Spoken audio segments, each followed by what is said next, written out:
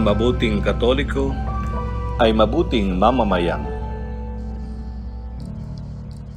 Tuwing dumarating ang panahon ng eleksyon, laging may paalaala sa atin maging mabuting mamamayan sa pagpili ng mga nararapat na namumuno ng ating inang bayan sa pamamagitan ng ating sagradong boto. Kinakalimutan ang mga pansariling kagustuhan, ambisyon o benepisyo at isinaalang-alang ang ikabubuti ng buong sambayanan.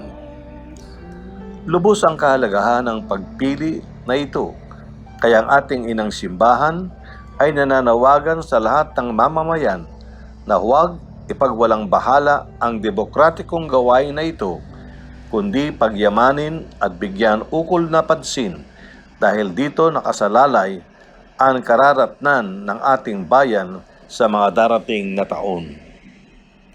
Subalit ang pagiging mabuting mamamayan ay hindi lamang tuwing may eleksyon, kundi simula't simula pa nang tayo ay magkamuwang sa isip at hanggang sa ating huling hininga.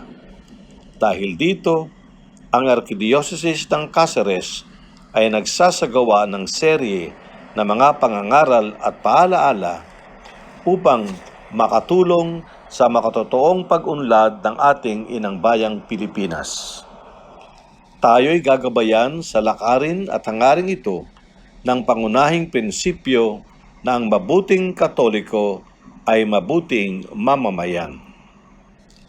Sa pag-umpisa, sa ngalan ng lahat ng kaparian na Arkidiocese ng Cáceres, nais kong humingi ng inyong pagpapatawad at paumanhin sa aming mga pagkakasala at pagkukulang sa inyo.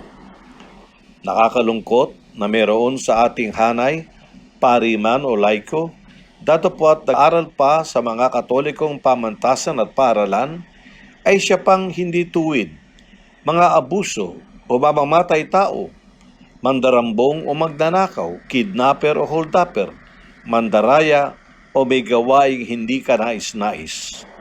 Subalit, kailangan umahon tayo sa ating mga kasalanan. Pairali natin ang mabuting budhi na itinanim sa atin ng Panginoong Diyos.